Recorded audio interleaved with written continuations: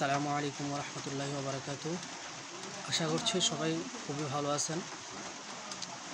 আজকে আরও একটি নতুন ভিডিও নিয়ে আপনাদের সামনে হাজির হয়েছি। আজকের ভিডিওটি খুবই গুরুত্বপূর্ণ একটি টপিক সম্পর্কে আলোচনা করব, যে বিষয়টি নবম দশম শ্রেণীর ভূগোল ও পরিবেশ বইয়ের দ্বিতীয় অধ্যায়ের খুবই গুরুত্বপূর্ণ একটি টপিক। এটি শুধু মাধ্যমিকের জন্য গুরুত্বপূর্ণ নয়, এটি ভবিষ্যতে বিভিন্ন নিয়োগ ও চাকরির পরীক্ষায় এখান থেকেও বিভিন্ন ধরনের প্রশ্ন এসে থাকে। আশা করি সবাই মনোযোগ সহকারে ভিডিওটি দেখবেন।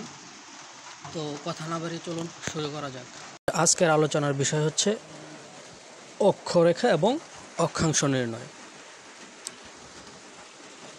তো চলো শুরু করি। প্রথমে আমরা একটা পৃথিবী এঁকে নিব। আমরা তো জানি যে পৃথিবী কি, একটা গোলাকৃতির মধ্যে। তো আমরা প্রথমে একটা পৃথিবী বা একটা গোলাকৃতির একটা কিছু এঁকে নিব। আঁকার পরে এই গোলাকৃতি বস্তুটার বিভিন্ন দিক আমরা নির্দেশ করব। সবসময় উপরের দিকটা হবে উত্তর দিক এবং নিচের দিকটা হবে দক্ষিণ দিক, এবং ডান দিক হবে পূর্ব এবং বাম দিক হবে পশ্চিম দিক। তো আমরা দিক নির্ণয় করে ফেলব। তারপরে আমরা উত্তর থেকে দক্ষিণ দিকে একটা কল্পিত রেখা অঙ্কন করব। কি করব? কল্পিত রেখা অঙ্কন করব। দেখো, আমরা কিন্তু একটা রেখা অঙ্কন করে ফেলেছি। এই রেখাটাকে বলা হয় অক্ষ বা মেরুরেখা। তাহলে পৃথিবীর গোলাকৃতি কেন্দ্র দিয়ে উত্তর দক্ষিণে কল্পিত রেখাকে অক্ষ বা মেরুরেখা বলে।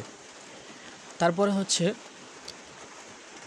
এখন এই যে উত্তর প্রান্তে অর্থাৎ পৃথিবীর মধ্যভাগ থেকে উত্তর পর্যন্ত যে রেখাটুকু, এটাকে বলা হয় উত্তর মেরু বা সুমেরু। অর্থাৎ এই অক্ষের উত্তর প্রান্ত বিন্দুকে উত্তর মেরু বা সুমেরু এবং দক্ষিণ প্রান্ত বিন্দুকে, এই দেখো এখানে খুব সুন্দরভাবে বোঝাচ্ছে, দক্ষিণ প্রান্ত বিন্দুকে বলা হয় দক্ষিণ মেরু বা কুমেরু। এখন তারপরে এরকম আমরা যেরকম উত্তর থেকে দক্ষিণ প্রান্ত পর্যন্ত একটা কল্পিত রেখা অঙ্কন করছি, এরকম পূর্ব থেকে পশ্চিম প্রান্ত পর্যন্ত একটা কল্পিত রেখা অঙ্কন করব। এটাকে বলা হয় নিরক্ষরেখা বা বিষুবরেখা। এটাকে কি বলা হয়? নিরক্ষরেখা বা বিষুবরেখা। এটাকে কিন্তু নিরক্ষবৃত্তও বলা হয়। তো একটু মাথায় রাখবে, এটাকে নিরক্ষবৃত্তও বলা হয়। এখন দেখো, এখানে আমরা জানি কি প্রতি ডিগ্রি পর পর কল্পিত রেখা অঙ্কন করা হয়। কিন্তু এখন দেখো, পূর্ব থেকে পশ্চিমে প্রতি ডিগ্রি অর্থাৎ 1 ডিগ্রি পর পরে অনেকগুলো রেখা থাকে। এই রেখাগুলোকে বলা হয় অক্ষরেখা বা সমাক্ষরেখা।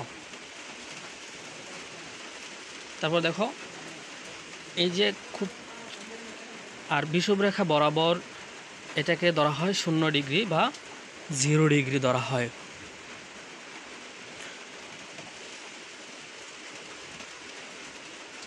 দেখো, এখানে আমরা যে পৃথিবীটাকে ভাগ করলাম, উত্তর থেকে দক্ষিণ মেরুকে ভাগ করার কারণে একটা হয়ে গেছে, মাঝ বরাবর ভাগ করার কারণে কি হয়েছে, দুই পাশে দুইটা প্রান্ত হয়ে গেছে।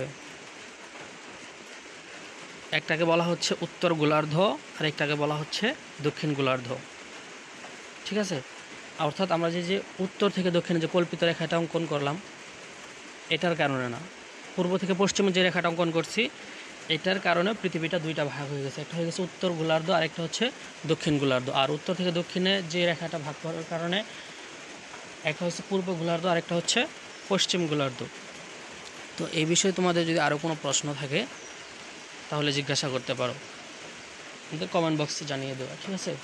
তো আজকের মতো এই পর্যন্ত। সবাই ভালো থাকো, সুস্থ থাকো, আল্লাহ হাফেজ। ও, আমাদের আরেকটা বিষয় আছে, অক্ষাংশ নির্ণয়। দেখো, পৃথিবীর কেন্দ্র দিয়ে পূর্ব থেকে পশ্চিমে যে রেখাটা গেছে সেটাকে তো আমরা জানি যে নিরক্ষরেখা বা বিষুবরেখা বলে।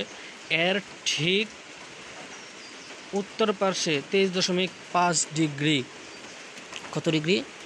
23.5 ডিগ্রি দিয়ে যে রেখাটা গেছে এটাকে বলা হয় কর্কট ক্রান্তি রেখা। কি রেখা? কর্কট ক্রান্তি রেখা। এবং দক্ষিণ গোলার্ধে 23.5 ডিগ্রি দক্ষিণ অক্ষরেখাকে মকর ক্রান্তি রেখা বলে। ক্লিয়ার? এবং উত্তর গোলার্ধে 67.5 ডিগ্রি রেখাকে সুমেরু বৃত্ত এবং দক্ষিণ গোলার্ধে 66.5 ডিগ্রি কে কুমেরুবৃত্ত বলা হয় এবং নিরক্ষরেখার মান হচ্ছে 0 ডিগ্রি। তো আজকের ভিডিও পর্যন্তই। সবাই ভালো থাকো, সুস্থ থাকো, আল্লাহ হাফেজ।